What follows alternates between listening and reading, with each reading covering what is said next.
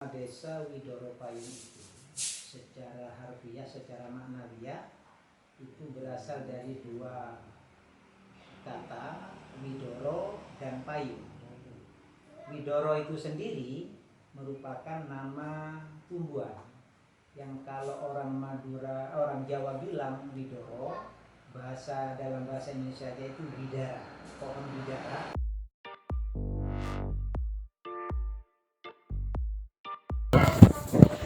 Enggak, yang mau ditanyakan? Assalamualaikum Pak. Waalaikumsalam. Mohon maaf mengganggu waktunya. Tujuan kami ke sini untuk mengenal desa cikal bakal berdirinya desa Widoro Payung Pak. Perkenalkan saya pribadi ini Fandi sama teman-teman saya Fakor, Andi dan Mbak Ayu. Mohon izin Bapak untuk memperkenalkan diri, kegiatan sehari-hari Bapak sebelum kita melanjutkan pembicaraan kita tentang Widoro Payung Bapak. Terima kasih. Nama saya Purwadi. Kegiatan sehari-hari sebagai pendidik di tingkat sekolah dasar yang kebetulan ngajarnya di pegunungan di SD 4 Semambung, masuk dalam wilayah Kecamatan Jati Banteng. Silakan. Ini Pak, kami ini kesini untuk mengetahui sejarah awal mula kenapa disebut desa Widoro Payung itu Pak. Baik, terima kasih. Yang Bapak tahu bahwa nama desa Widoro Payung itu secara harfiah, secara maknawiah itu berasal dari dua kata, Widoro dan Payung. Widoro itu sendiri merupakan nama tumbuhan yang kalau orang Madura, orang Jawa bilang Widoro, dalam bahasa Indonesia aja itu bidara, pohon bidara. Tapi orang desa, orang Madura sering menyebutnya sebagai tumbuhan bukol. Tumbuhan yang merupakan tumbuhan perdu, di mana di tumbuhan itu ada banyak duri-duri. Tumbuhan itu berduri dan berbuah yang apabila buah itu tua, katakanlah matang, itu rasanya asam-asam manis tapi lebih kuat asamnya. Itu kenapa nama pohon ini yang menjadi cikal bakal nama desa? Karena ceritanya yang Bapak tahu itu sekilas dari penuturan sesepuh-sesepuh.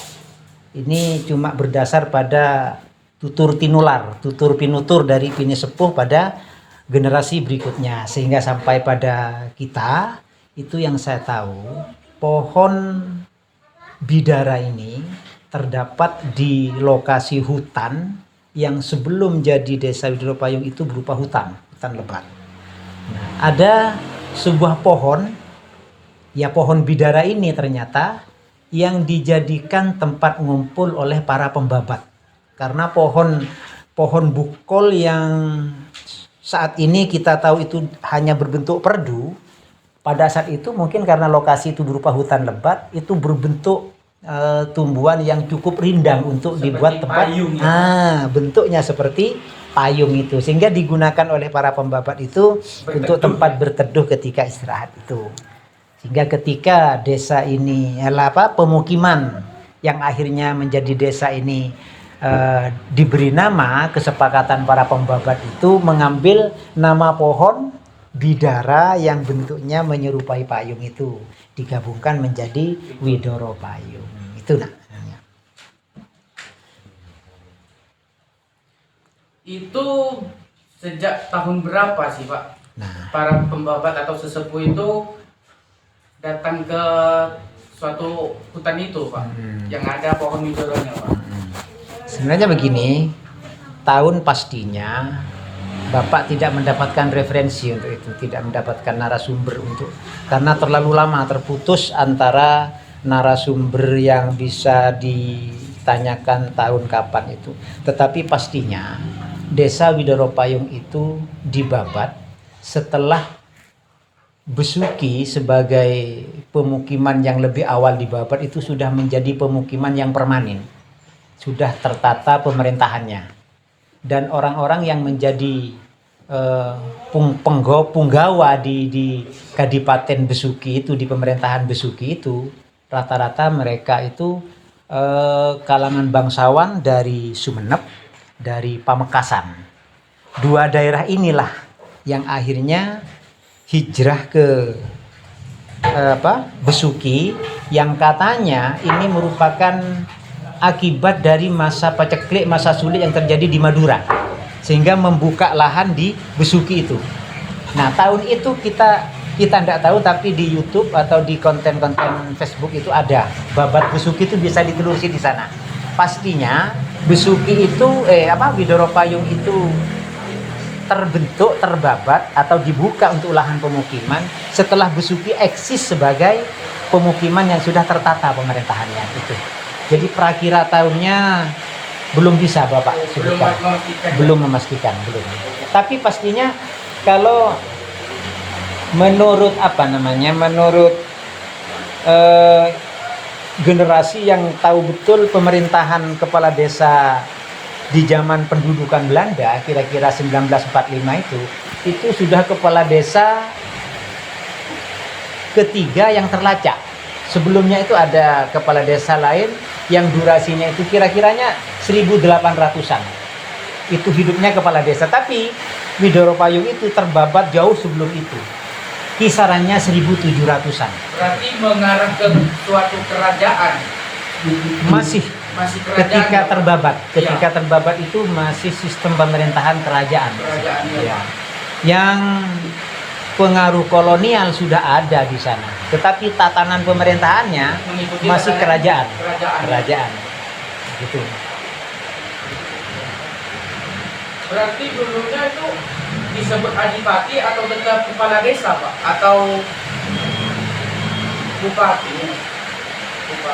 Kalau Widoro Payungnya itu tidak disebut sebagai kadipaten. Yang kadipaten itu pada awalnya itu Besuki.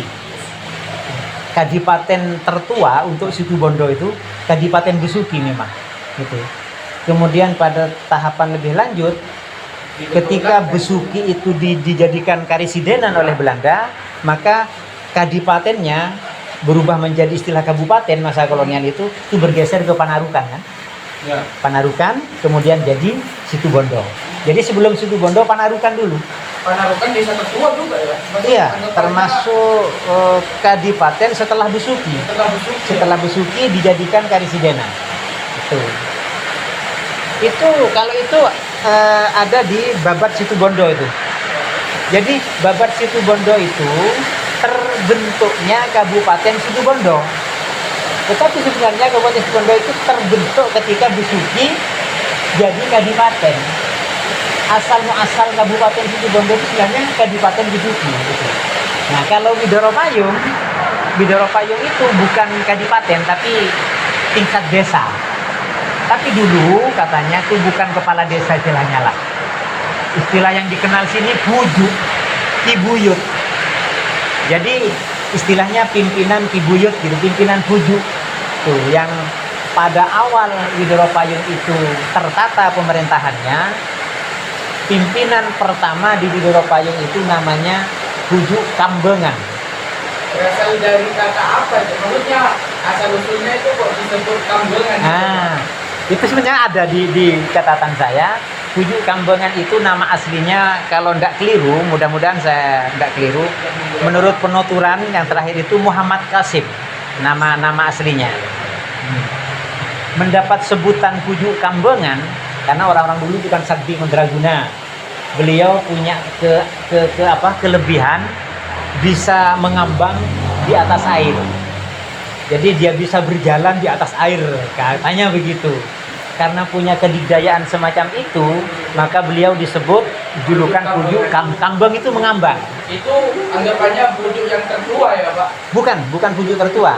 Beliau sebagai pujuk atau pembabat yang dipercaya sebagai pimpinan. Tetapi kalau usia masih relatif lebih muda daripada sesepuh-sesepuh. Tetapi sesepuh-sesepuh yang bersama beliau pada saat itu, ini juga valid kisahnya, itu dijadikan penasehat. Jadi istilahnya kalau istilah sekarang ada eksekutif, ada legislatifnya gitulah. Mungkin yang sepuh-sepuh itu tim Dewan Penasehat legislatifnya inilah. Dalam setiap mengambil keputusan pasti meminta fatwa dari para sesepuh.